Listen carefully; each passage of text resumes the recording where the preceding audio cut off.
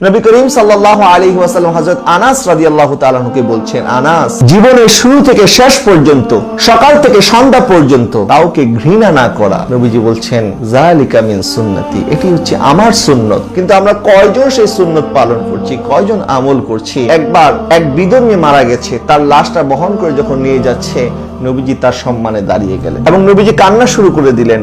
সাহাবায়ে কেরাম আরজ করলেন, ইয়া রাসূলুল্লাহ, এটা তো কোনো মুসলমানের লাশ নয়, এটা তো বিধর্মীর লাশ, আপনি তার জন্য কান্না করছেন? আমার নবী সাল্লাল্লাহু আলাইহি ওয়াসাল্লাম বলছে, আমি এই জন্য কান্না করছি যে আল্লাহর এই বান্দা আজকে কবরে রাখার পরে জাহান্নামে চলে যাবে। কত উত্তম হতো যদি সে ঈমান সহকারে কবরে যেত এবং তার ঠিকানা জান্নাত হতো। আমার নবী চেয়েছেন জমিনের মধ্যে এমন একটা মানুষ যেন না থাকে যাকে আমার আল্লাহ মাফ করবে না। নবী চাইতেন যে আল্লাহ পাক সবাইকে মাফ করে দিক। উহুদের ময়দানে যখন উতবা ইবনে আবি ওয়াক্কাস নবীজিকে পাথর মারলো, নবীজি সাল্লাল্লাহু আলাইহি ওয়াসাল্লাম ওই পাথরের আঘাতে সাথে সাথে লুটিয়ে পড়েছে। নবীজির ডান্ডা মোবারক শহীদ হয়ে গেছে, নবীর মুখ মোবারক থেকে রক্ত ঝরা শুরু হয়ে গেছে, নবীজি বেহুশ হয়ে গেছেন। সাহাবায়ে কেরাম জড়ো হয়ে গেলেন, দেখলেন নবীজি সাল্লাল্লাহু আলাইহি ওয়াসাল্লাম বেহুশ অবস্থায় পড়ে আছেন। তারা মনে মনে ভাবলেন, হয়তো আমার নবী শহীদ হয়ে গেছে। অনেকক্ষণ পরে যখন নবীজির হুঁশ ফিরে আসলো, সাহাবায়ে কেরাম আরজ করেন, ইয়া রাসূলুল্লাহ, এখন তো তাদের জন্য বদদোয়া করেন। আমার নবী হাত তুলে দিলেন এবং বললেন, হে আল্লাহ, আপনি আমার কওমকে ক্ষমা করে দিন, আপনি আমার কওমকে হেদায়েত দান করুন। তারা আমাকে চিনে নাই, তারা জানেন আমি কে। এত কষ্ট সহ্য করার পরেও আমার নবী একবারের জন্য বদদোয়া করেনি, তাদের জন্য দোয়া করেছে।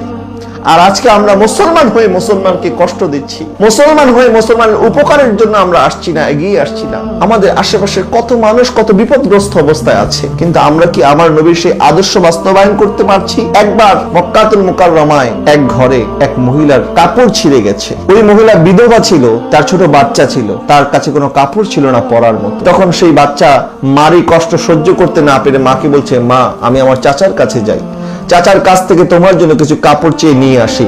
তখন তার মা বলছে, মনে হয় না তোমার চাচা তোমাকে কাপড় দিবে। তারপরেও ওই ছেলে মার জন্য কিছু তো করতে হবে, সে চেষ্টা করার জন্য চাচার কাছে গেল এবং চাচাকে গিয়ে বলল, কিন্তু চাচা তাকে সহযোগিতা করলো না, তাকে বের করে দিল। ওই ছোট বাচ্চা কান্না করতে করতে রাস্তা দিয়ে যখন যাচ্ছে, এক ব্যক্তির সাথে সাক্ষাৎ হয়ে গেল। ওই ব্যক্তি বলছে, কেন কান্না করছো বাবা? তখন বলছে, আমার মার কাপড় ছিঁড়ে গেছে, মার কাছে পরার মতো কোনো কাপড় নাই, আমি গিয়েছিলাম চাচার কাছে, কিন্তু চাচা আমাকে ফিরিয়ে দিয়েছে, এই কষ্টে কান্না করছি। তখন তিনি বলছেন, তুমি যাও কাবা শরীফের চত্বরে যাও, দেখবে সেখানে মুহাম্মদ নামে একজন ব্যক্তি আছে, সে কাউকে খালি হাতে ফিরায় না। তুমি তোমার কষ্টের কথা যদি বলো, সে অবশ্যই তোমাকে সহযোগিতা করবে। এই কথা শুনে সে খুশি মনে ঘরে ফিরে আসলো এবং মাকে বলল, মা, আমি যাচ্ছি, তোমার জন্য কাপড়ের ব্যবস্থা হবে।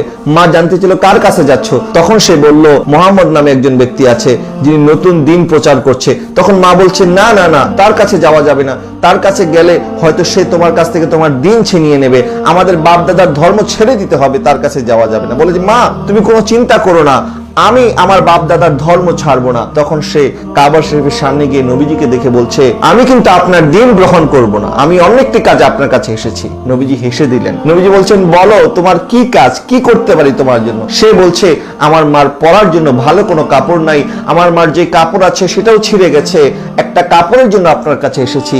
তখন নবী সাল্লাল্লাহু আলাইহি ওয়াসাল্লাম ওনার জিসিম মোবারক থেকে চাদরটা খুলে দিয়ে দিলেন, বললেন, যাও, এটা তোমার মাকে পরিয়ে দাও। ওই সন্তান খুশি মনে ওই চাদর মোবারক নিয়ে, নবীজির চাদর নিয়ে মার কাছে ফিরলো।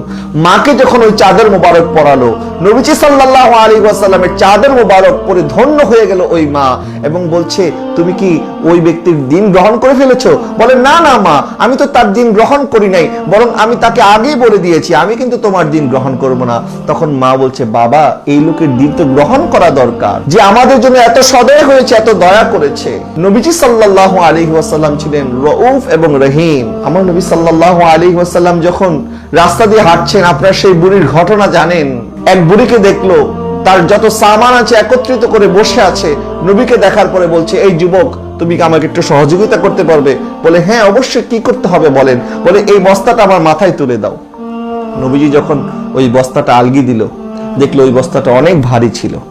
কিন্তু যে বৃদ্ধ মহিলা নবীজিকে এই কথা বলছে, এই বৃদ্ধ মহিলার শক্তি সামর্থ্য হবে না এই বস্তা আলগানোর মতো। নবীজি বলছে, মা, আপনার এই বস্তাটা আমি আমার মাথায় নিচ্ছি, বলেন আপনাকে কোথায় দিয়ে আসতে হবে?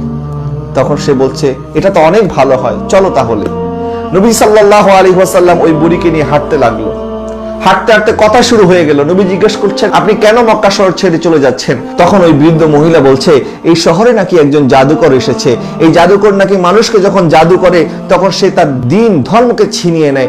আমি আমার বাপ দাদার ধর্ম ছাড়তে পারবো না, না জানি এই শহরে থাকলে ওই জাদুকরের সাথে সাক্ষাৎ হয়ে যায়, ওই জাদুকরের হাত থেকে বাঁচার জন্য আমি শহর ছেড়ে দিচ্ছি, আমি অন্যদিকে চলে যাচ্ছি। হাঁটতে হাঁটতে জায়গা মতো যখন পৌঁছে গেল, নবীজি সাল্লাল্লাহু আলাইহি ওয়াসাল্লাম যখন ওই বৃদ্ধাকে ওই জায়গায় রেখে তার গন্তব্যে রেখে ফিরে আসছিল, তখন ওই বৃদ্ধা নবীজিকে ডাক দিয়ে বলছে, বাবা তুমি তোমার নামটা তো বলে যাও, কারণ যেই মক্কা শহর থেকে আমি ছেড়ে চলে এসেছি, মানুষ যদি আমাকে বলে কেন ছেড়ে এসেছো, আমি তো বলবো ওই জাদুকরের কথা, ওই জাদুকরের হাত থেকে বাঁচার জন্য আমি চলে এসেছি।